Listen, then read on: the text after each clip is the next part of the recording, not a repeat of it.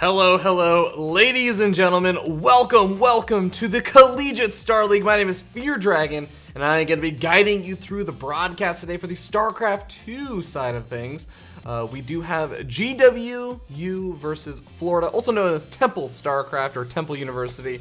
That's going to be a really interesting match. Two previous round of 16 playoff finishers for the last season of the CSL. It's going to be absolutely fantastic. Ladies and gentlemen, I want to give a huge thank you before we get started to Band Gaming, one of the sponsors for the CSL. Of course, if you want to check them out, they are a social app. You should use them. You can use it to coordinate with your own CSL team and do all sorts of awesome things. And of course, another big thank you to Twitch, another one of the sponsors for the CSL. But ladies and gentlemen, we are going to be getting started very shortly. I cannot wait.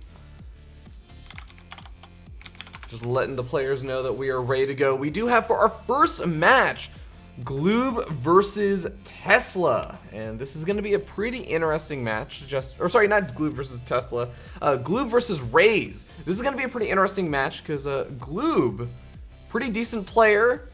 But Raze, I think, is going to be a bit more of the favorite coming into this, just because Raze is that Grandmaster level player, has been absolutely stomping through the ladder lately, not just in the collegiate side of things, but actually in the semi-pro side of things. He has been doing rather phenomenal. He's even been investing a little bit of time into casting, but ladies and gentlemen, here we go. We are ready to get started with game number 1 of this best of 5 series.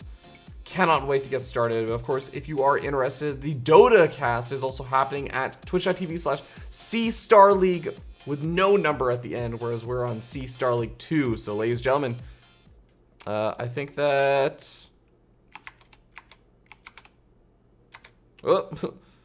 looks like we are not getting to the game just yet. Almost got the game going, but unfortunately, it seems like we may have had the wrong map or something like that. So we are remaking the game really quickly. But either way, for those who are not familiar with these two players, Gloob, a Protoss player from, of course, GWU. GWU, for those who don't know or missed out on the last season of the CSL, made it pretty far, as I said before, made it to the playoffs, the round of 16, before they lost to UT Arlington. 2-4, but they have a pretty strong team. And the big thing I want to see about George Washington University is the fact that they have a pretty good all-around roster. They have a couple of the hard hitters. Sugar, I think, is one of the hard hitters in my mind. Former Grandmaster level player. Doesn't seem like his GM this season, but it is fairly early on into the season. Gloob, also a pretty strong player, but they have these strong hard hitters, but it's not really the core of their composition. The core of the composition is just having an all-around strong team. Whereas I do feel like Temple StarCraft, while they don't exactly have a lot of weak links, they are also a very strong team that have these big heavy hitters of Raze and Tesla. And I think those are going to be the two players to really keep an eye out for today. But here we go. We're hopping on to New Gettysburg for a Protoss versus Terran. Gloob playing Protoss for George Washington University, and Raze playing Terran for Temple StarCraft University. Of course, it's not Temple StarCraft University. I wish it was Temple StarCraft University. One day they'll be known for their StarCraft team, but for now, they are just known for being awesome nerdballers. Ladies and gentlemen, here we go. We're hopping into game number 1 in this best of 5 as we start down here in the bottom left-hand corner of the map atop of the green Terran player from Temple University in Florida. Give it up for also Team Ascension Pros, Raze. Goes by the name King Raze, as many of the players from Team Ascension do.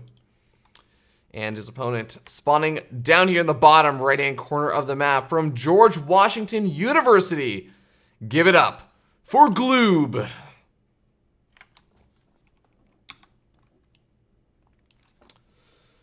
Protoss versus Terran, definitely one of my favorite matchups, and this is a pretty fun map for it. One of the interesting things about this map is that you would think there would be a really nice area with all of this kind of dead airspace out in the center to just do a lot of drop harassment, put on a lot of pressure. But the thing about these island expansions is that if you're not familiar, if you haven't been keeping up with StarCraft, these areas right over here And same thing along this side.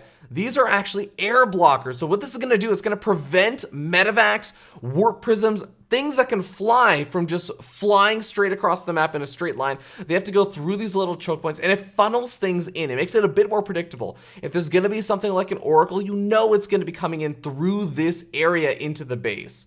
Or if there's going to be a Liberator, same thing will happen. But speaking of which, we do have a factory being plopped down very, very quickly for Raze. Raze already looking to be a bit more of an aggressive player in this game. So he's going to try and put on the pressure, make sure that his opponents are prepared for any sort of early aggression that they're throwing out.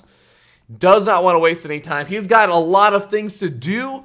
He's ready to get on with that homework that I'm sure he's been postponing all day long. Finals are coming up pretty soon. It's almost end of October. Actually, I think it's more around midterm time. It's around the time that people are taking their second or third set of midterms. So maybe Raze just wants to get out of here quickly, crush some nerds, and move on with his life. But Gloob going to be going for the 2 Adept opening, being very, very cautious, not just immediately throwing down that Nexus, and did go for a fairly early scout out to see the fact that the barracks was thrown down, saw the time of the gas geyser, but that's not enough to reveal whether or not there was a factory versus just going straight into a reactor or going to a command center immediately followed up. Now, Raze does get the command center behind the factory, but with a tech lab coming out and a Cyclone, he's going to have this insane potential to be incredibly aggressive if it weren't for the fact that it looks like he may be up against a big 1-base build. We have Chronoboost constantly being thrown down on this Warp Gate technology. We have Gloob not taking a Nexus and in fact proxying a pylon and a robotics facility on the other side of the map. The Adepts are going to try and get some damage on. It's very important to keep these Adepts alive. When you are going for one of these very, very aggressive push-ins, you need to make sure every single unit you can keep alive stays alive. But he's going to end up losing both of his Adepts. Doesn't even get a single hit down on top of the Cyclone. Now, yes, one worker was lost over there. It seems like a small bit of damage, killing off the Marine as well, was done. But 2 Adepts for just that, that is not what Gloob wanted to have this game start off with. And the Cyclone's going to make its way across the map, spots out the Adepts, immediate reaction. You notice the most important thing, this Cyclone has not been damaged. Look at the kiting that's happening right now, making sure those Cyclones can get as maximum amount of damage against those Adepts without really taking too many hits. And he's just handling this like an absolute pro. Raze is really starting to outclass Gloob right now. Now, Gloob tried to make some pressure happen. I think he really wanted to keep those Adepts alive. He wants to go after those workers and really try and cut down on Raze's economy, which you can see is already doing a little bit better. 28 workers to the 23 right now that Gloob has. Gloob is really all in with this. He has got to do some damage right here, right now, or there is not going to be a lot of chance to recover. He's just going to be too far behind economically.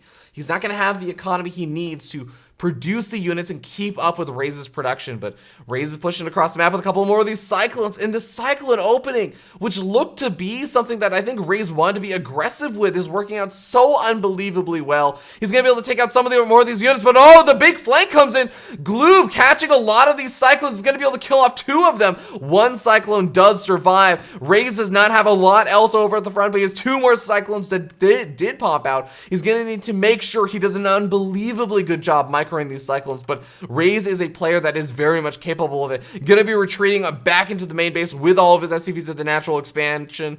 And, wants to raise the supply team, but doesn't actually end up raising them, so is going to end up allowing a lot of these Protoss units to make their way inside of the main base in the natural expansion. Gloob has the Warp Prism out, but it's getting focus fire down by the Cyclone. If it loses that, it loses a lot of the pressure and the potential for this push-in. If he had been able to keep that alive, he may have been able to make something else work. A lot of the SCVs are being pulled. It seemed like Gloob was maybe going to be able to make something happen after that big flanking maneuver that he pulled off, but unfortunately for Gloob, Raze comes in with additional Cyclones, getting the Magfielder Accelerator upgrade. That does allow those Cyclones to do a lot more damage than they normally would.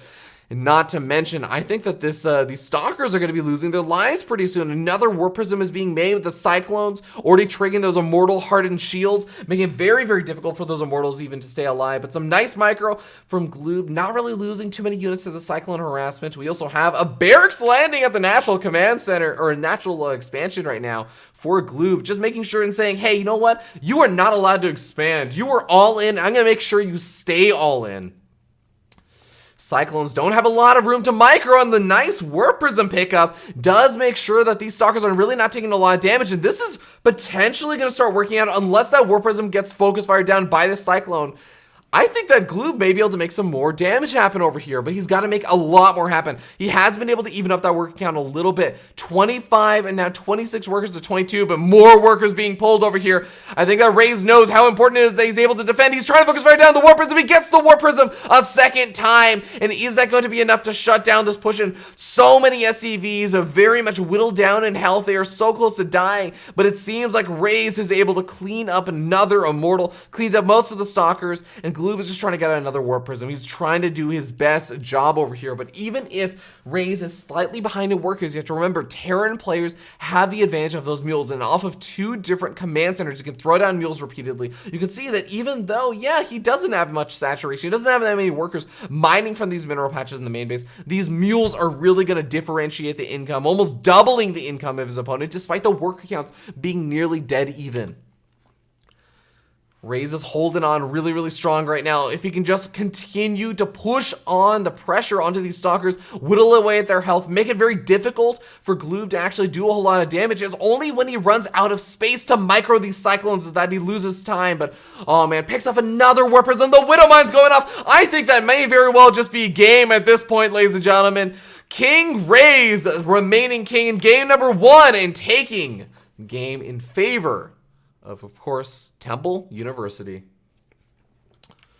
Really, really well done there by Raze. I was getting a little bit worried. Gloob was putting up a really, really good fight after, I think, one of those points where many, many people would have said, oh, Gloob's lost it, there's no chance. Comes in with a really, really sick flank, catches a lot of those Cyclones out in the middle of the map at that narrow, narrow pathway where there's no escape, is able to pick up quite a few of them, and even pushes Raze really, really far back into his natural expansion. Raze was sitting on this nearly completely singularly Cyclone heavy composition, and it seemed like it may have found a bit of a weakness in the fact that, oh well, when the Warp Prism is able to pick up those Stalkers, cancel out the attack or the lock on onto those Stalkers, then the Cyclones are suddenly just dead weight for another 4 to 6 seconds. They're just this long period of time where they're not doing anything, they're not doing any damage, they're just sitting there watching the Stalkers push and kill off SCVs. And it seemed like maybe, just maybe, Gloob had found that answer, that hope. But Raze was able to shut it down and takes that game. So now we move into game number 2, which is going to be another one of the 1v1s, but is up against yet another player that is a highly consistent Grandmaster level player. Is going to be Tesla facing off against B Waller. And I'm very interested to see how this is going to go. This is going to be a Protoss versus Zerg. B Waller, the Zerg player from George Washington University, and Tesla, the Protoss player from Temple University. Of course, I want to give a huge thank you again to the wonderful sponsors for the CSL, and in fact, one of them, Band Gaming. I'm not even going to explain to you what it does. I'm just going to show it to you through this fantastic video ad that we've been given by them. So we'll see you guys in a little bit with game number 2. Only $14.99.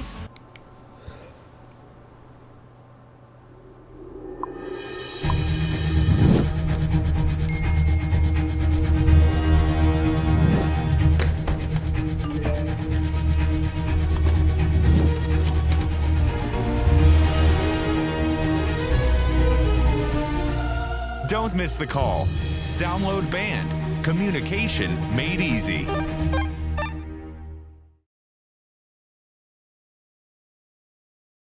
Ben, Sam, and Ken are on separate journeys to defeat the menacing Vile Dragon.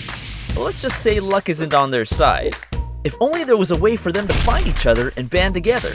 Well, that's why there's Band. It's a mobile app that allows people to come together using common interests. With Band, you can find fellow gamers, chat, schedule gaming sessions, and conduct polls. Stage epic battles with friends while sharing videos and photos along the way. So try Band today. Band. Be together.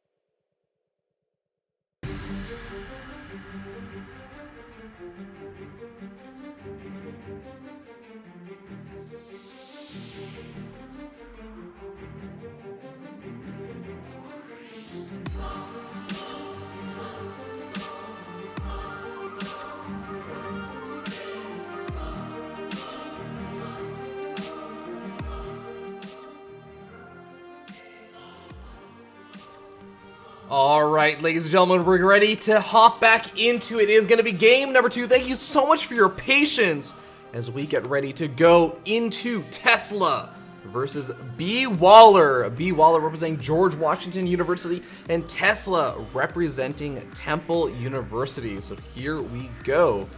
The game is just now loading up. We are getting started.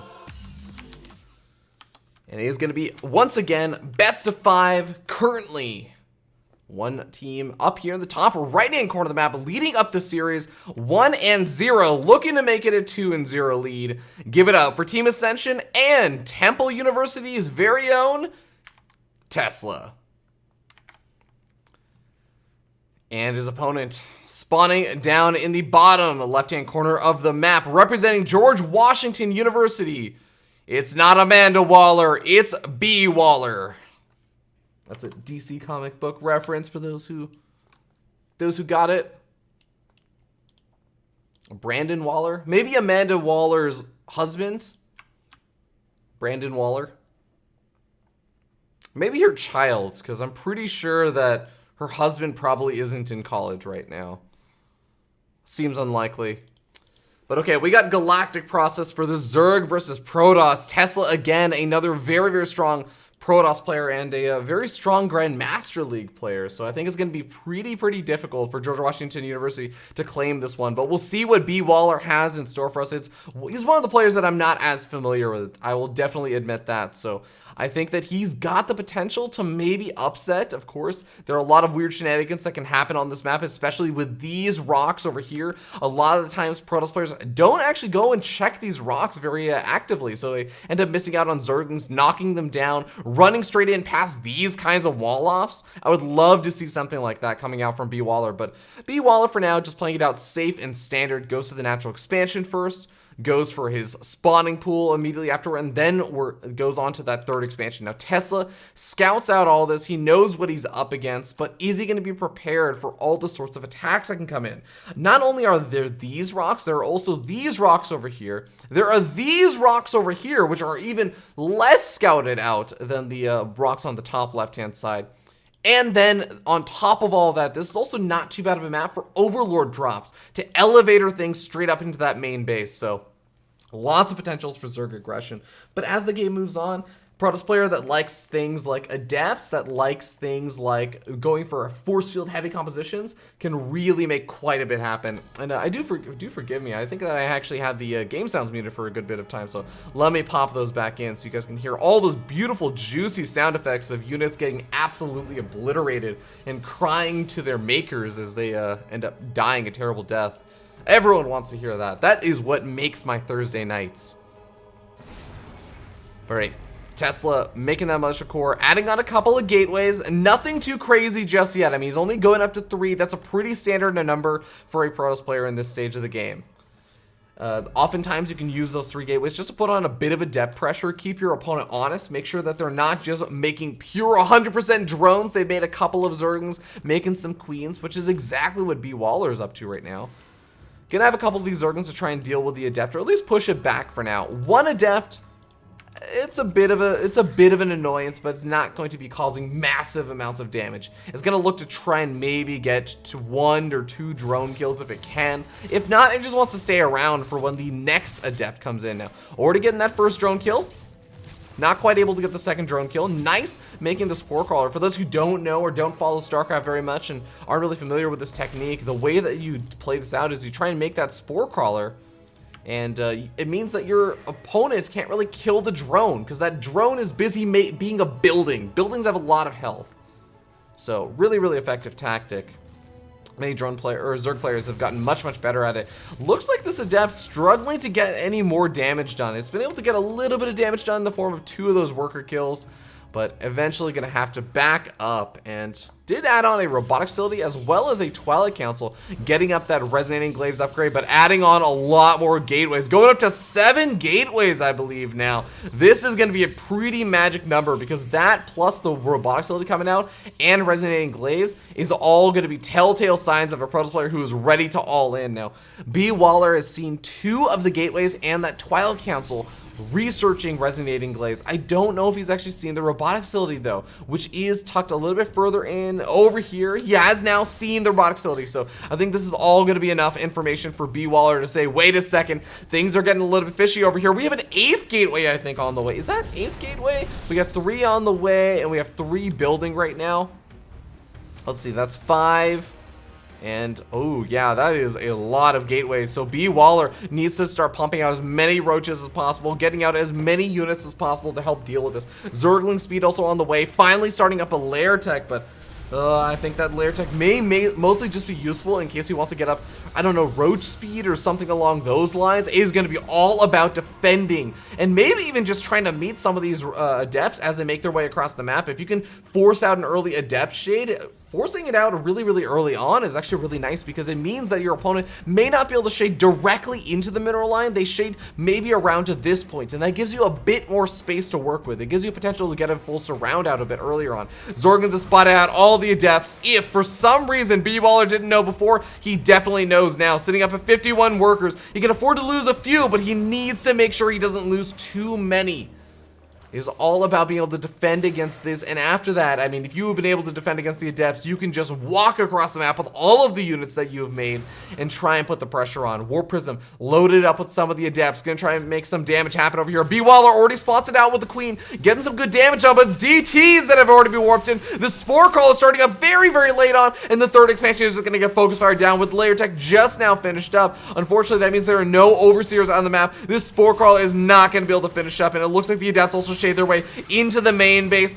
B. Waller is floundering now, ladies and gentlemen, and we already have Temple University sitting up 1-0, looking to make it a 2-0, already taking the worker count lead, and these DTs still going uncontested. A single Spore Crawler is about to finish up, and it's finishing up in the main base, but there's no units over here to actually even deal with it. The Adepts and these Dark Templar should be more than enough to take out the Lair Tech, and even though, yes, an Overseer is being made, we're already sitting down at 22 workers left over for B. Waller, and double the worker count for Tesla.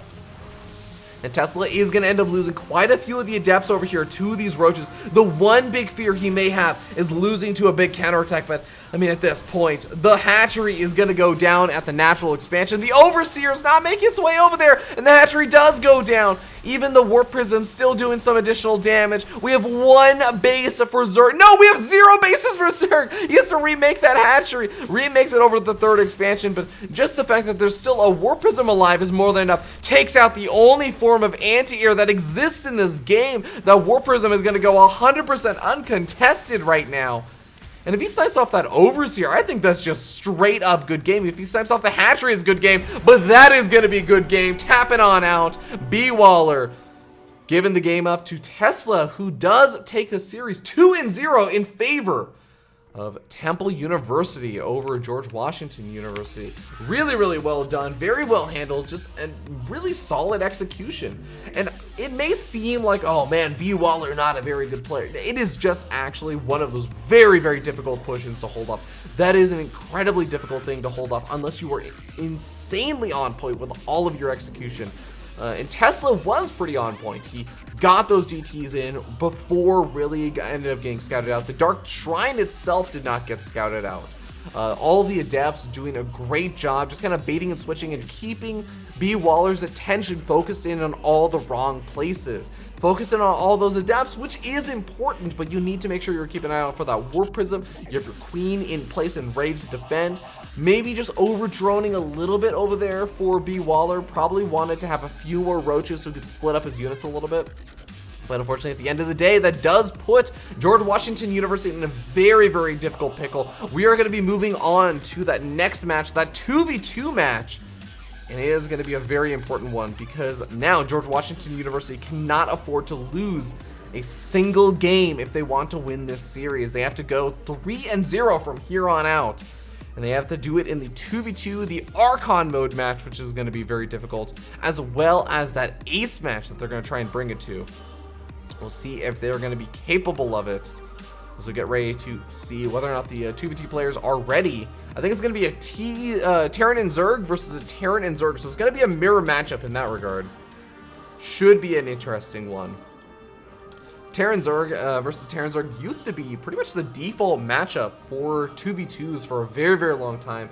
That Speedling plus Hellion composition just proved to be so strong. The way it worked out is you would have those early Speedlings really garnering a lot of map control, even just before they became the Zergling speed upgrade research.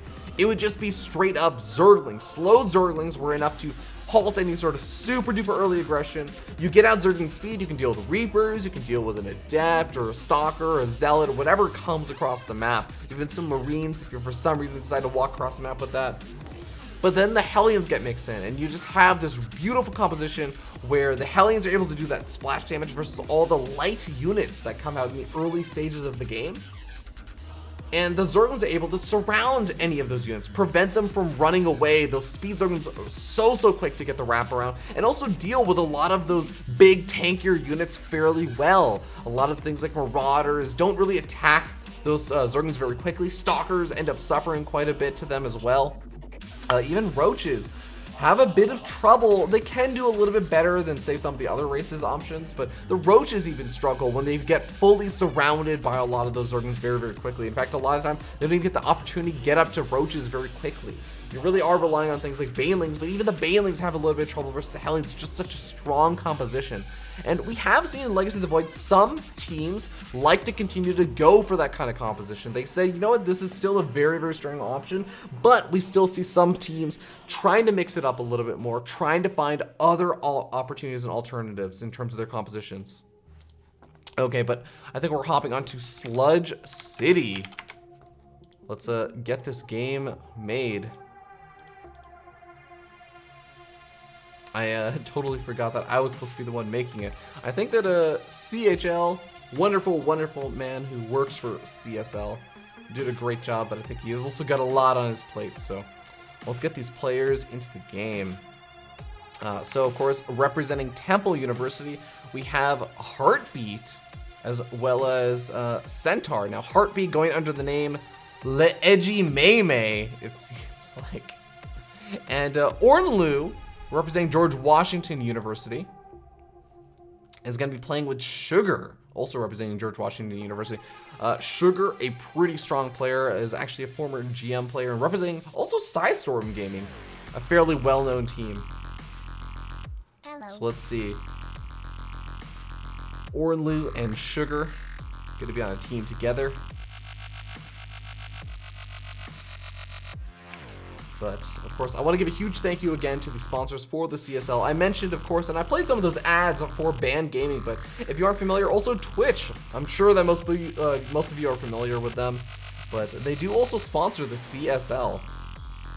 Really fantastic streaming company. Provide a lot of the really important parts for the CSL, allowing them to run those big offline events, the grand finals that have happened in the previous years. So big thank you goes out to Twitch. But ladies and gentlemen, it looks like we're just going to be waiting for this game to get started. So we will be back in a very short period of time with game number 3. We'll see you guys there. Hello.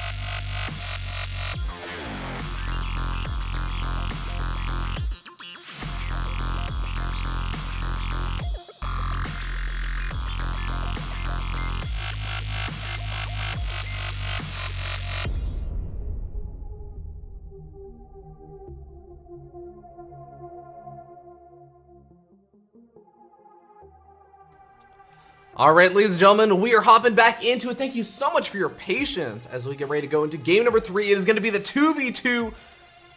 It's going to be a Terran Zerg versus a Terran Zerg, so that mirror matchup. And unfortunately, or somewhat fortunately, the colors actually make a little bit of sense going into this. So let's get started with it as we hop into the game, and I'll get the score overlay set up. So here we go. Spawning up here on the top left-hand side of the map, Sludge City, we have the green Terran player and the blue Zerg player. It is going to be... What is this name? Well, I know him by the other name that he has, which is, wait a second. Is this overlay a little bit messed up right now? Yeah, I think that this has the overlay a little bit messed up. Ignore this how the fact that these players aren't actually on a team together. It's not actually Sugar with King Tugby. It's Sugar with Ornlu. So these two guys are together and these two guys are together. Just think red and pink. Red and pink go together. But either way, up here in the top left-hand corner, we have King Tugboat and Centaur, both representing Temple University. And down here in the bottom right-hand corner of the map, we have the pink Zerg player, Ornlu, and his teammate, Sugar, representing George Washington University. But we already have some of the builds shaping up. We have the gold expansion on this map that is very, very easy to take. It's right between two bases. And we have another gold expansion that's right between the two bases. So really, really nice positioning. On this map, it sort of is predetermined who's going to be able to get that in-base gold expansion over here. And one player has to take the more forward gold expansion that's on the low ground. Works out quite well with this kind of composition of Terran and Zerg because, hey, guess what? Zerg player for Team George Washington spawned with the easier to defend natural expansion, which is probably what the Zerg player wants. And same thing over here, where we end up having the Zerg player for Temple University getting that easier to defend gold expansion, but taking it a little bit later, going for the earlier spawning pool, is going to try and make his way across the map and get some damage done. Already has quite a few Zerglings and is going to be up against not a whole lot over here. First set of Zerglings is coming out, but Ornlu going to have to really be careful with his drone micro, trying to keep it alive for as long as possible. Now Reaper does come in also for Centaur. Remember, it's pink and red on a team together and green and blue on a team together. But making some really, really good damage happen already as we take a look at the worker count. Ornlu has a bit of a worker lead right now over his Zerg counterpart, but needs to make sure that he can keep some of those workers alive. Has a couple of those Zerglings finishing up, as well as that Spinecrawl. Spinecrawl are really going to be the biggest deal over here. Nice Reaper control over here from Sugar. Also able to clean up most of those Zerglings. And a really, really solid defense from George Washington University. Able to clean up with the route, really losing a whole lot. I think this really tells the tale, as you can see how many resources Tugboat really invested into all of that. Tugboat really wanted to make a whole lot happen over there and didn't quite make it happen. Tugboat, for those who don't know, also known as Heartbeat on the CSL website. But here we go. We already got a Liberator coming on out from Sugar. So on top of being able to defend without really taking a whole lot of damage, able to get up into that Liberator tech. And really, what is there going to be able to be over here to defend? Tugboat has 2 queens out, sure, but take a look at Centaur. Centaur has not a whole lot. He's going to go in for 3 racks Reaper this entire time, trying to pop out as many of these as he can. But really, what good is Reaper going to be when he's up against Liberators that are completely denying any of the mining that he has happening in his main base very soon? Now, he's going to be able to try and make some damage happen over here. Zerglings get us surrounded. Some of the Reapers got to be so careful with that Reaper control. But now the Hellions catching those Reapers, able to take out yet another one of them. Some of these Reapers for the red Terran player, Sugar, also able to chase down some of his opponent's Reapers. This has really got to be a coordinated effort between the two players for for Temple University if they want to make this work. You know, I'm actually just going to remove the score overlay just because I think it's just going to end up leading to confusion since it's not those two, it's these two players versus the other two. I wonder if I can actually flip them around some way. No, doesn't look like it.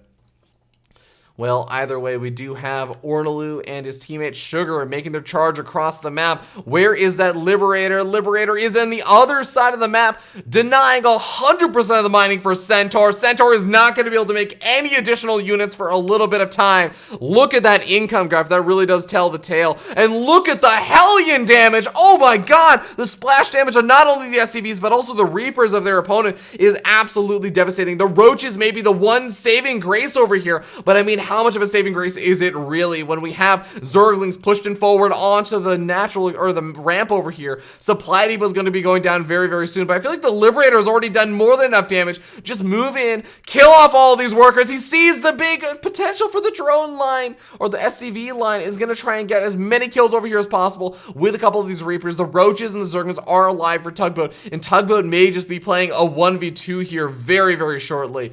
Looks like Ornaloo also has a couple of Banelings in the mix. Banelings on top of this mineral line would have been fantastic, but doesn't look like he's gonna be able to really get the opportunity to move in over here. Tries to find an opening, but not quite able to.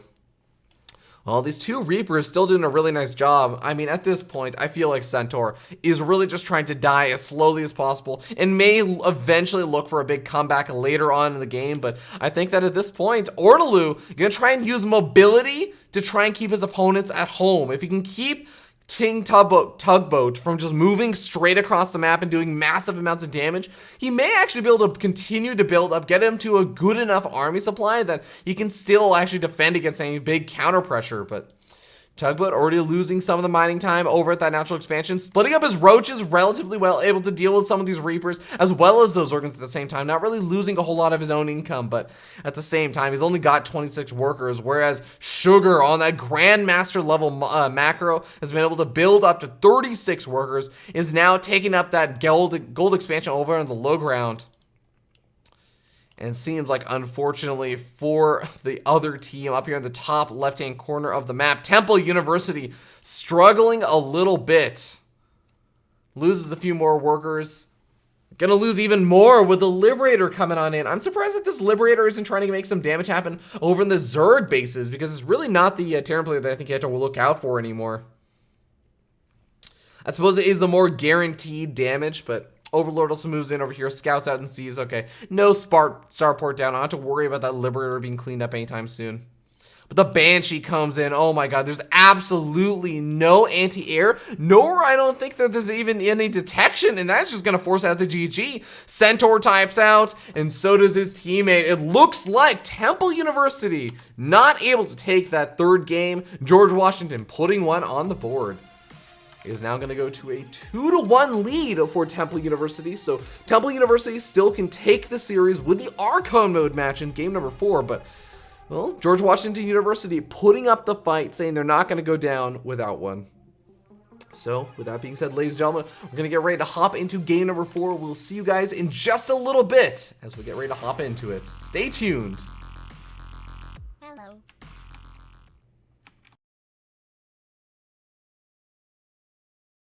Only $14.99.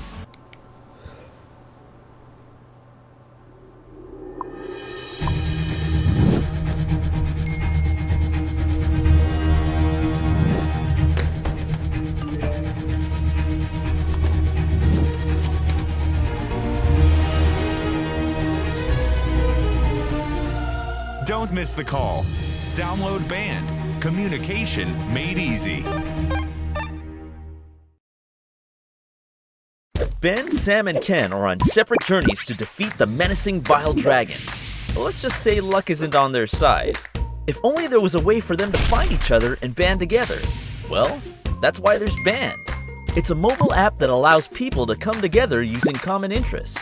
With Band, you can find fellow gamers, chat, schedule gaming sessions, and conduct polls. Stage epic battles with friends while sharing videos and photos along the way. So try Band today. Band. Be together.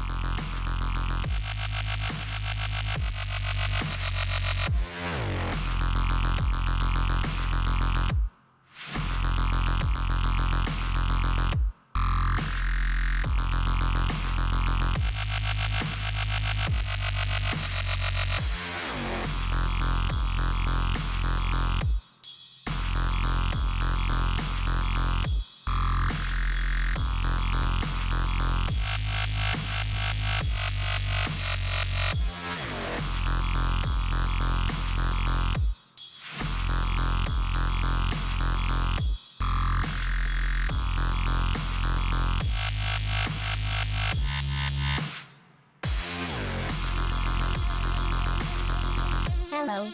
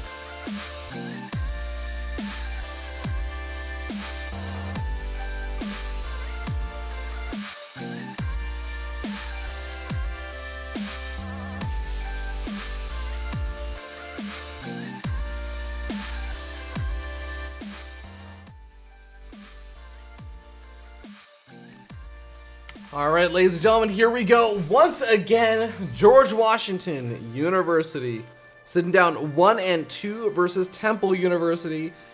It is going to be once again match point for these two teams, and here we go. It's going to be the Archon mode match as we get started and set the score overlay.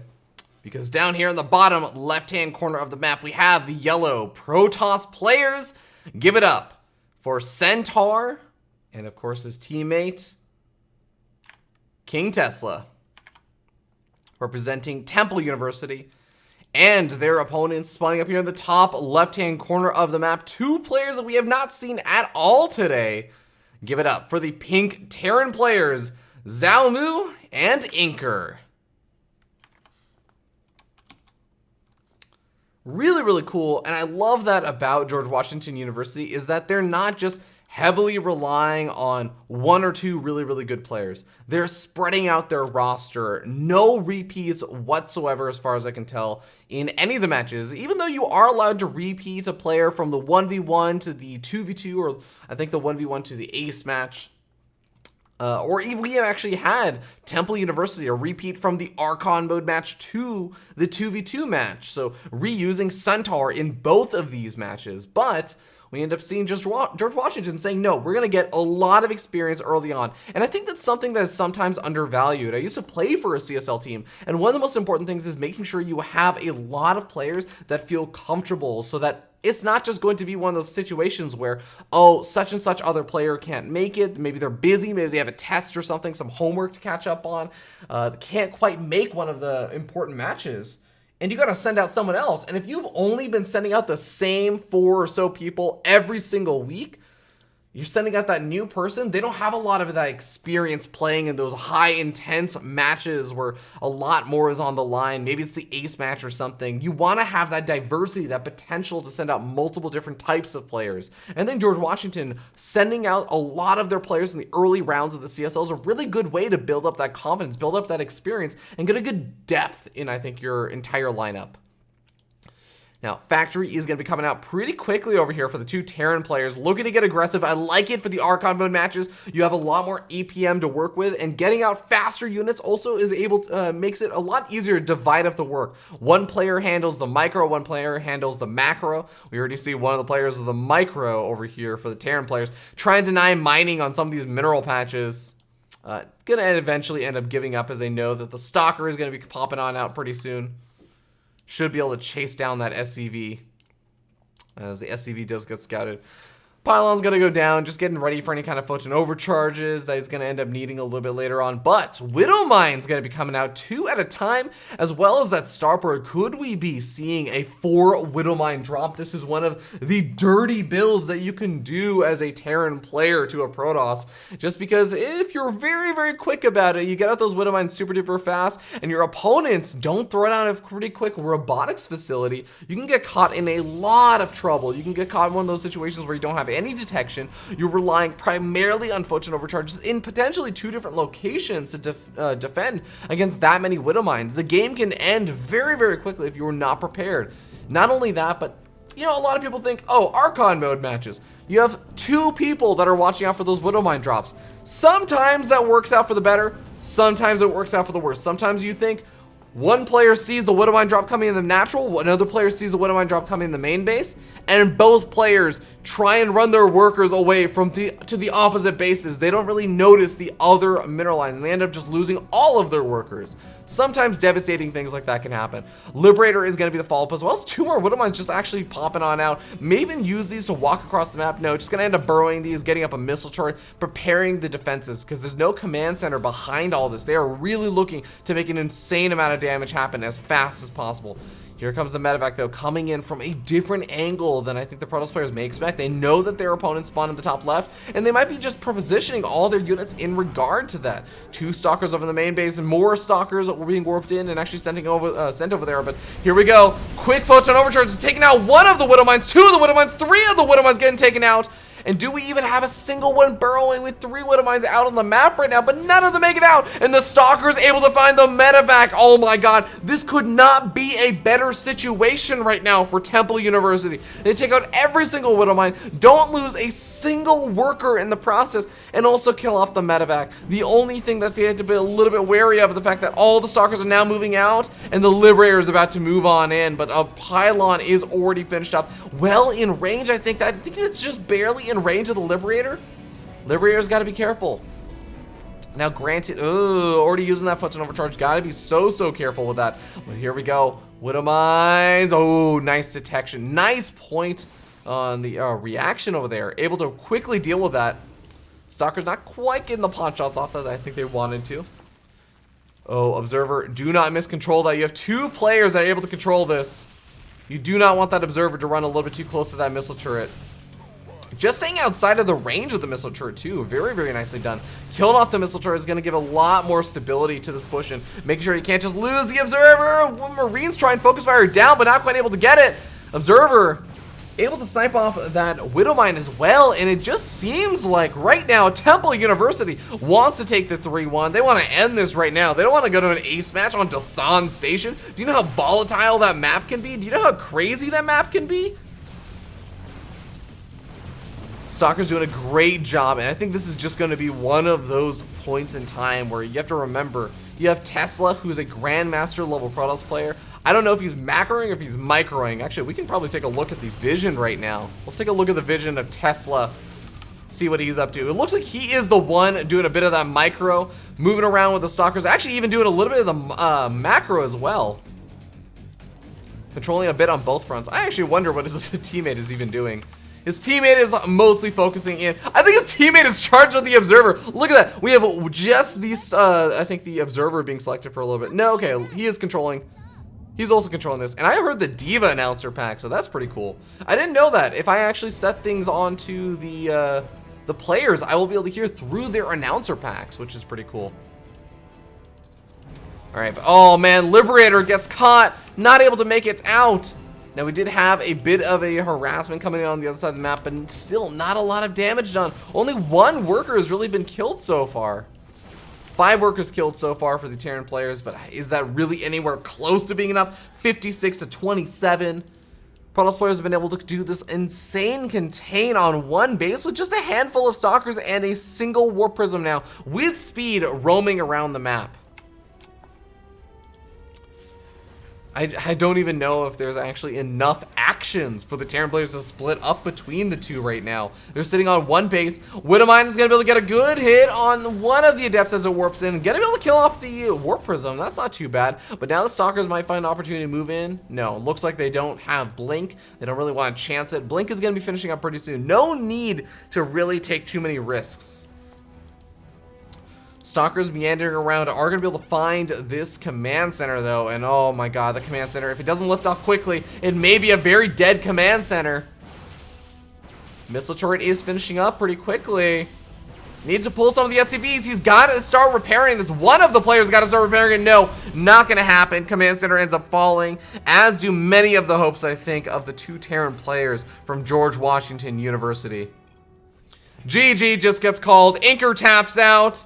And it seems like Temple University is going to be taking the 3-1 today. Very, very happy and content, I think, moving on. And of course, this is just still the group stages, so very, very early on with things. George Washington still doing pretty well. Still sitting 0-1, but you know what? There's so many different series that they're going to be playing this time. So lots of games to be played. I don't think they should be too worried about their score right now. And taking a look at Temple University, going to be moving up to a very solid 2-0 lead in their group. Currently potentially tied up with University of Connecticut as well as Rutgers, who are both sitting 1-0 in their groups right now. We'll have to see how their games go out. But I want to thank you all so much for tuning in. Big congratulations again goes out to Temple University and George Washington University. Keep your chin up. Again, there's so many games left to be played in the CSL. We're still very early on in the season. But of course, I want to give a huge thank you to the wonderful people that make the CSL possible. Of course, big thank you to Band Gaming. If you guys don't know who they are, I'm going to be playing a little short advert about them in a little bit. But basic idea is that they are a social application. If you want to connect with your friends, if you have your own college CSL group, or maybe even an after-hours gaming group, because I hear there's some rumors about that potentially starting up. I'm not going to confirm anything, but I've just heard some rumors about it. There are a lot of different opportunities. Of course, if you're just even part of a small community of friends at your workplace or wherever, it's a great application. Check it out, Band Gaming. And of course, Twitch, another wonderful sponsor of the Collegiate Star League. All of the games that you guys are watching are happening over here on Twitch. So big thank you goes out to them. And of course, big thank you to CHL, who did a fantastic job, basically being the admin for the SC2 side for things today. But that is going to be it for today. Thank you all so much for tuning in. Enjoy these final little adverts from Band Gaming, as well as, of course, just learning a little bit more about the CSL. My name has been Fear Dragon. If you guys want to check me out, you can catch me at FearDragon64 on Twitter, Twitch, and everything else. But that's going to be it. Have a wonderful time, guys. We'll see you hopefully next week on, well, actually, I suppose, hopefully, if you guys are interested in some of the other games besides just StarCraft, we'll see you tomorrow for, of course, another broadcast at the same time, 7 p.m. Pacific, over on exactly this channel, as well as over on the main channel in 2 days from now at noon for the League of Legends cast. So we'll see you guys then. Have a wonderful, wonderful day. Have a wonderful night. Keep StarCrafting.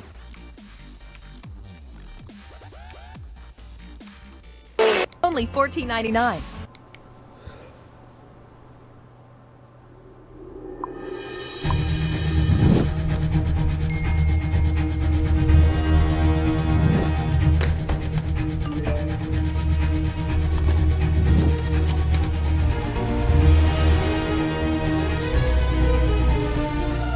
Don't miss the call.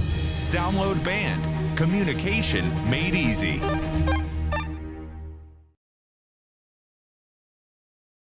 Ben, Sam, and Ken are on separate journeys to defeat the menacing Vile Dragon. But let's just say luck isn't on their side. If only there was a way for them to find each other and band together. Well, that's why there's Band. It's a mobile app that allows people to come together using common interests. With Band, you can find fellow gamers, chat, schedule gaming sessions, and conduct polls. Stage epic battles with friends while sharing videos and photos along the way. So try Band today. Band. Be together.